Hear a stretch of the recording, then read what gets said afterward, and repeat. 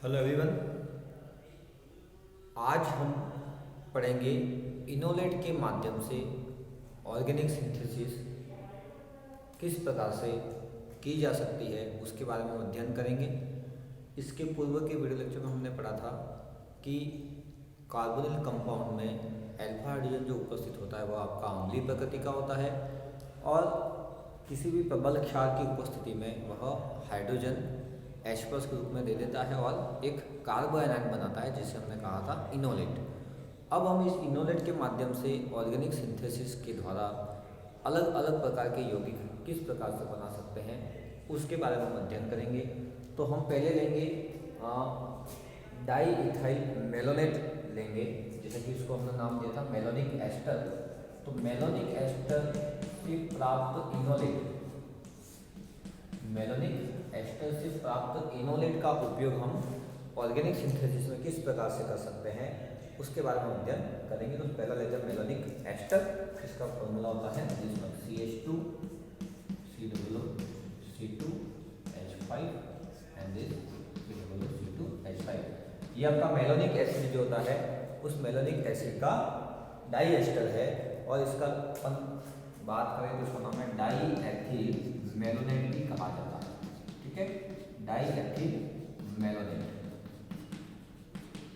तो आपका जो फर्स्ट ऑर्गेनिक सिंथेसिस है वह है मेलोनिक एस्टर का एल्किलीकरण।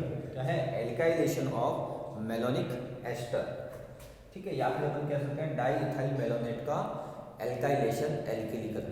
तो यहाँ पर अपने वीडियो में पहले अध्ययन किया था कि ये जो हाइड्रोजन है इस कार्बन के साथ मुख्य क्रियात्मक समूह, इसके बाद वाला ये अल्फा कार्बन से जुड़ा हुआ ये जो हाइड्रोजन है, ये दोनों हाइड्रोजन परमाणु आपके अम्लीय प्रकृति के होते हैं।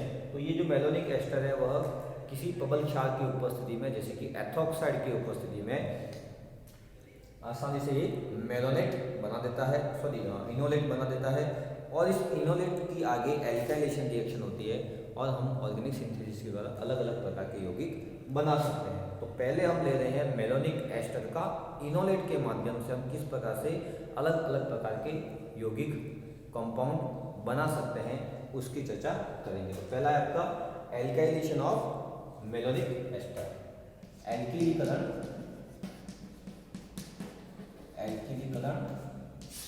मेलोनिक एस्टर का।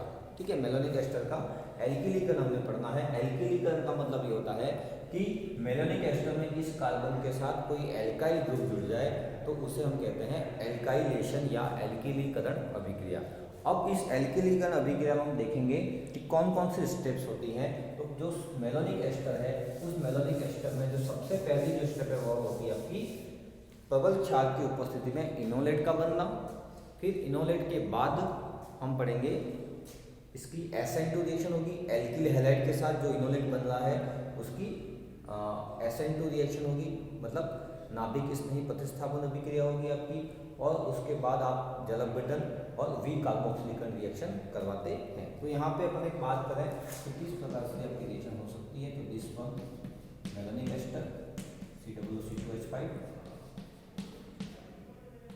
तो अपन एक जनरल आइडिया लिख रहे हैं यहाँ पे किस प्रकार से रिएक्शन होगी। तो पहले अपन लेंगे सोडियम एथोक्साइड ले लिया जो आपका काम कर रहा है यहाँ पे प्रबल क्षार के रूप में कार्य कर रहा है। फिर हम लेंगे एल्किल हैलाइड लेंगे। ठीक है, RH यहाँ पे एल्किल हैलाइड है। इन दोनों की रिएक्शन से हमें प्राप्त होगा यहाँ पे CHR COO C2H5 and COO C2H5। ठीक है, फिर ये क्या हो गया आपका एल्काइलेशन हो गया, किसका? मेलोनिक एस्टर का एल्काइलेशन हो गया है। पहले NaOC2H5 की रिएक्शन हुई, यहाँ से H+ बाहर निकलेगा तो हमें प्राप्त होगा इनोलेट और उस इनोलेट की अभिक्रिया होगी इस एल्किल हैलाइड के साथ SN2 रिएक्शन और हमें प्राप्त होगा एल्किल मेलोनिक एस्टर। क्या प्राप्त होगा? एल्किल मेलोनेट एस्टर या फिर इसको अपन नाम देंगे डाई इथाइल एल्किल मेलोनेट। ठीक है, तो ये हो गया एल्किल मेलोनिक एस्टर। एक तो इसका नाम ये हो सकता है या फिर डाई इथाइल एल्किल मेलोनेट आपका ही बन रहा है। अब इसका आगे हम करवाएंगे जल अपघटन, अम्ल की उपस्थिति में जल अपघटन करवाया जाता है और नेक्स्ट स्टेप हम इसको क्या करेंगे हीट करते हैं, गर्म करते हैं, तो हम जानते हैं कि जब एस्टर का जल अपघटन होता है तो कार्बोक्सिलिक एसिड प्राप्त होता है, और उस कार्बोक्सिलिक एसिड प्राप्त होगा, उसको अपन लिख सकते हैं यहाँ पे इस प्रकार से आप लिख सकते हैं, हमें प्राप्त होगा CHR COOH एंड COOH। ये हमें प्राप्त हुआ द्विकार्बोक्सिलिक अम्ल, डाई कार्बोक्सिलिक एसिड, मतलब ये एस्टर है वो भी आपका कार्बोक्सिलिक एसिड में चेंज हो गया, और ये एस्टर ग्रुप है वो भी आपका कार्बोक्सिलिक एसिड में चेंज हो गया। अब अगर इसको अपन हीट करते हैं, गर्म करते हैं, तो जो डाई कार्बोक्सिलिक एसिड जो होते हैं वो आपके अनस्टेबल कंडीशन में होते हैं। जब इसको हीट किया जाता है तो ये जो COOH है वो CO2 के रूप में यहाँ पे बाहर निकल जाता है, तो हमें प्राप्त होगा RCH2COOH, कार्बोक्सिलिक एसिड हमें यहाँ पे प्राप्त हो रहा है। ये CO2 आपका बाहर निकल गया और ये जो H है वो इसके साथ जुड़ गया, तो RCH2COOH। तो हम बात कर रहे हैं मेलोनिक एस्टर की इनोलेट के द्वारा बंद होने वाली अभिक्रिया। सबसे पहले मेलोनिक एस्टर की सोडियम एथोक्साइड के साथ अभिक्रिया होगी, तो इन दोनों की अभिक्रिया से इनोलेट बनेगा। इनोलेट बनने के बाद जो प्राप्त इनोलेट है उसकी अभिक्रिया होगी एल्किल हैलाइड के साथ SN2 रिएक्शन, और SN2 रिएक्शन से हमें प्राप्त होगा एल्किल मेलोनिक एस्टर, या आप कह सकते हैं डाई इथाइल एल्किल मेलोनेट हमें प्राप्त होता है। अब इसका जल अपघटन करवाया जाता है अम्ल की उपस्थिति में, और जैसा कि हम जानते हैं कि अम्ल की उपस्थिति में अगर एस्टर का जल अपघटन होता है, हाइड्रोलाइसिस होता है, तो जो एस्टर ग्रुप है वो आपका चेंज हो जाता है कार्बोक्सिलिक अम्ल में, मतलब COOH समूह में चेंज हो जाता है, तो ये भी चेंज हो गया COOH में, and this one also change in COOH। फिर जो डाई कार्बोक्सिलिक एसिड जो होता है उसको अपन हीट करते हैं, गर्म किया जाता है, तो इसमें जो द्विकार्बोक्सिलिक अम्ल है उसमें एक COOH है वह CO2 के रूप में बाहर निकल जाता है, तो यहाँ पे CO2 में बाहर निकल गया, तो ये प्राप्त हो गया कार्बोक्सिलिक अम्ल। तो हमने क्या किया, यहाँ से शुरू किया और यहाँ पे अपनी खत्म हुई। तो ओवरऑल इस रिएक्शन में आप देख रहे हैं, तो ओवरऑल इस रिएक्शन में क्या हुआ, ये जो एस्टर ग्रुप था वो COOH में चेंज हुआ, और यहाँ से जो एल्काइल ग्रुप था वो आपका जुड़ गया इस कार्बन के साथ, यहाँ पे जुड़ गया है। तो ये है आपकी मेलोनिक एस्टर का एल्काइलेशन हमने किया यहाँ पे, इस प्रकार से यहाँ पे आपका एल्काइल ग्रुप जुड़ चुका है। तो यहाँ पे 3 स्टेप हो रही है। सबसे पहले आपका क्या हो रहा है, यहाँ पे इनोलेट का बनना, जो आपका डाई इथाइल ये जो मेलोनिक एस्टर है उसका प्रबल क्षार की उपस्थिति में इनोलेट बना, फिर इनोलेट से SN2 रिएक्शन हुई, SN2 रिएक्शन के बाद हमने करवाया जल अपघटन एवं कार्बोक्सिलीकरण किया, और हमें एंड प्रोडक्ट हमें ये प्राप्त हो रहा है। ठीक है, तो अपन किसी एक एग्जाम्पल के माध्यम से इसको समझते हैं कि किस प्रकार से आपकी ये रिएक्शन हो रही है। तो हमें पहला एग्जाम्पल लेते हैं मेलोनिक एस्टर। ठीक है, यहाँ पे लेते हैं मेलोनिक एस्टर, ये लिया आपने CH2 C2H5 का होल 2, ऐसा लिखा हुआ भी आपको दिया जा सकता है। ठीक है, फिर रिएक्शन करना है इसकी सोडियम इथोक्साइड के साथ NaOC2H5, सेकंड आपने ले लिया CH3CH2Br, मतलब एथिल ब्रोमाइड के साथ करवाई रिएक्शन आपने, तो हमें यहाँ पे प्राप्त हो रहा है C2H5 CH C2H5 2। ठीक है, फिर इसका करवाया हमने हाइड्रोलाइसिस एंड सेकंड हमने किया हीट, तो हमें एंड प्रोडक्ट प्राप्त हो रहा है इस प्रकार से CH3CH2CH2COOH। ये रिएक्शन हम पूरी यहाँ पे स्टडी करेंगे। तो ये है आपका मेलोनिक एस्टर। ठीक है, मेलोनिक एस्टर, एंड ये हमें प्राप्त हो रहा है ब्यूटेनोइक एसिड। इस रिएक्शन की हमें यहाँ पे स्टडी करनी है कि मेलोनिक एस्टर से आप ब्यूटेनोइक अम्ल कैसे प्राप्त कर सकते हैं। तो आपको क्वेश्चन पूछा जा सकता है कि यहाँ से ये कैसे बना, उसको समझाइए, फिर यहाँ से ये कैसे बना, इसको समझाइए, ऐसा क्वेश्चन बन सकता है। या फिर आपको यहाँ से आप यहाँ गए, आप किसकी रिएक्शन करवाओगे, ठीक है, किसके इस मेलोनिक एस्टर के साथ किसकी रिएक्शन करवाओगे, तो हमें ये प्रोडक्ट प्राप्त होगा। तो आप इस रिएक्शन में देख रहे हैं कि इस CH2 में से एक H निकला है और C2H5 जुड़ा है। C2H5 कहाँ से आया है, इस एथिल ब्रोमाइड से आया है। तो हम यहाँ पे इस ओवरऑल ये जो रिएक्शन हुई है उस रिएक्शन को हम 3 भागों में बांट सकते हैं। पहली स्टेप में है आपका NaOC2H5 की उपस्थिति में मेलोनिक एस्टर का इनोलेट का बनना। तो फर्स्ट स्टेप आपकी हो गई इनोलेट का बनना, मेलोनिक एस्टर से इनोलेट का बनना। सेकंड स्टेप क्या होगी कि प्राप्त जो इनोलेट है उसकी अभिक्रिया होगी इस एथिल ब्रोमाइड के साथ, मतलब एल्किल हैलाइड के साथ होगी। तो एथिल ब्रोमाइड के साथ कौन सी रिएक्शन होगी, यहाँ पे SN2 रिएक्शन होगी, नाभिक स्नेही प्रतिस्थापन अभिक्रिया हो रही है और इनकी अभिक्रिया से हमें प्राप्त हुआ दिस वन, ये हमें प्राप्त हुआ यहाँ पे एल्किल मेलोनिक एस्टर हमें प्राप्त हुआ। मतलब जो आपका एल्काइल ग्रुप मेलोनिक एस्टर था उसमें से एक H निकल गया, वहाँ पे एक आपका एल्काइल ग्रुप जुड़ गया। क्योंकि यहाँ पे एल्काइल ग्रुप आपका एथिल है इसलिए अपन यहाँ पे एथिल जोड़ दिया है। फिर थर्ड स्टेप अपन बना सकते हैं यहाँ पे जल अपघटन एवं विकार्बोक्सिलीकरण, हाइड्रोलाइसिस एवं डीकार्बोक्सिलेशन होगा। तो हमें यहाँ पे एंड प्रोडक्ट ब्यूटेनोइक अम्ल प्राप्त हो रहा है। तो अपन अब इस रिएक्शन की डिटेल स्टडी करते। तो फर्स्ट स्टेप में क्या हो रहा है, मेलोनिक एस्टर से इनोलेट का बनना। फर्स्ट बात करेंगे हम इनोलेट का बनना।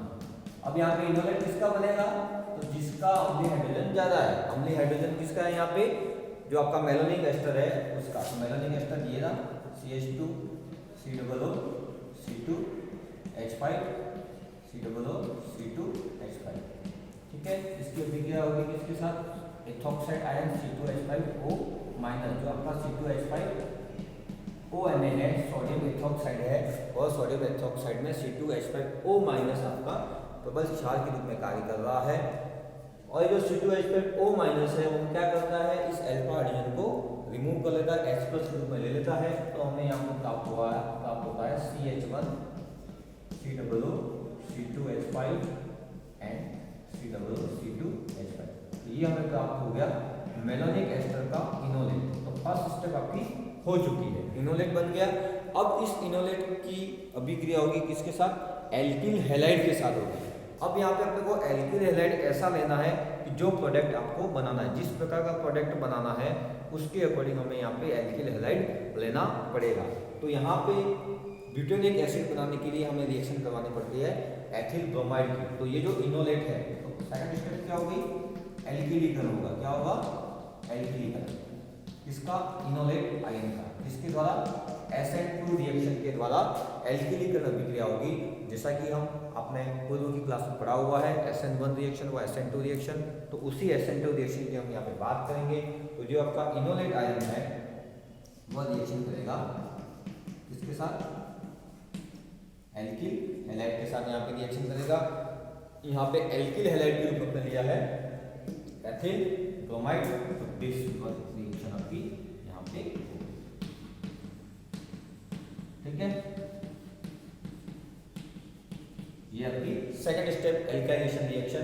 तो ये जो नेगेटिव आयन है वो न्यूक्लियोफाइल के रूप में कार्य करता है और न्यूक्लियोफाइल के रूप में इस कार्बन पे अटैक करता है और ये जो Br है वह Br माइनस के रूप में बाहर निकल जाएगा और हमें यहाँ पे प्रोडक्ट प्राप्त होगा CH3 CH2, ये जुड़ गया इस कार्बन के साथ और CH COO C2H5, ठीक है, एंड COO C2H5, ठीक है। तो यहां से लेकर आप यहां तक आप देख रहे हैं तो ओवरऑल इस रिएक्शन में क्या हो रहा है, H निकला और जो भी आपका एल्काइल ग्रुप आपने लिया है वह एल्काइल ग्रुप आपका इस कार्बन के साथ, इस अल्फा कार्बन के साथ आपको जोड़ देना है। तो ये एल्काइल ग्रुप आपने जोड़ दिया इस कार्बन के साथ, तो ये बन गया आपका alkyl malonate ester, alkyl malonic ester बन गया, या फिर आप उसको कह सकते हैं डाई एथिल मेलोनेट, ठीक है। यहाँ पे अपने को ये प्राप्त हो रहा। अब नेक्स्ट थर्ड स्टेप में क्या होगा, थर्ड स्टेप में आपका होगा हाइड्रोलाइसिस, मतलब जलपीड़न and decarboxylation. Decarboxylation का मतलब क्या होता है, COOH समूह CO2 के रूप में बाहर निकल जाता है।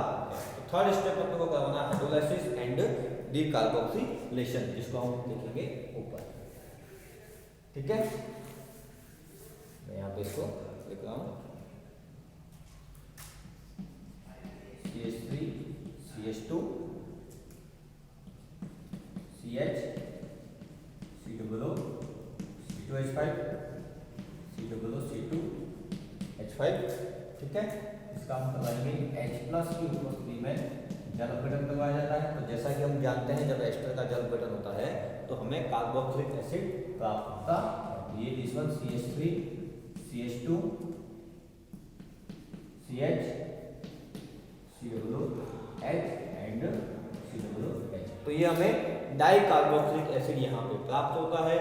अब इस डाई कार्बोक्सिलिक एसिड का हम क्या करवाते हैं, हीट किया जाता है, गर्म किया जाता है। तो जो डाई कार्बोक्सिलिक एसिड होता है उसमें से एक COOH समूह से CO2 बाहर निकल जाता है। यहाँ से हमने ये CO2 बाहर निकाल दिया, माइनस CO2, तो हमें प्राप्त हो रहा है CH3 CH2 CH2, यहाँ लिख रहा हूँ मैं COOH। इस प्रकार से हमें यहाँ पे ब्यूटेनोइक एसिड यहाँ पे प्राप्त हो रहा है, मेलोनिक एस्टर, और एंड प्रोडक्ट आपको बना है this one butanoic acid. Malonic ester से ब्यूटेनोइक अम्ल बनाने के लिए आपको रिएक्शन करवानी पड़ेगी एथिल ब्रोमाइड की। तो ओवरऑल इस रिएक्शन में आप देख रहे हैं तो एक दो कार्बन तो आपके पहले से ही हैं, ये वाला कार्बन वो डी कार्बोक्सिलेशन में बाहर निकल रहा है। तो एक्स्ट्रा कार्बन आपको कितने जोड़ने हैं, दो कार्बन जोड़ने हैं, और दो कार्बन का जो एल्किल हैलाइड होता है वो आपका होता है एथिल हैलाइड। अब एथिल हैलाइड में आप एथिल क्लोराइड भी ले सकते हैं, एथिल ब्रोमाइड भी लिया जा सकता है। ठीक है, दोनों में से आप कोई भी ले सकते हैं, एथिल आयोडाइड भी लिया जा सकता है। तो यहाँ पे ओवरऑल इस रिएक्शन में मेलोनिक एस्टर से हमें क्या मिला, ब्यूटेनोइक अम्ल यहाँ पे प्राप्त हो रहा है। तो ओवरऑल इस रिएक्शन में ये वाला ग्रुप COOH में चेंज हो गया, ये वाला भी COOH में, जिसमें से एक COOH समूह डी कार्बोक्सिलेशन में बाहर निकल रहा है। तो ओवरऑल इस रिएक्शन में हमें दो कार्बन तो पहले से ही हैं और दो कार्बन अपने को और जोड़ना है, तो एथिल ब्रोमाइड हमें प्राप्त हो रहा है।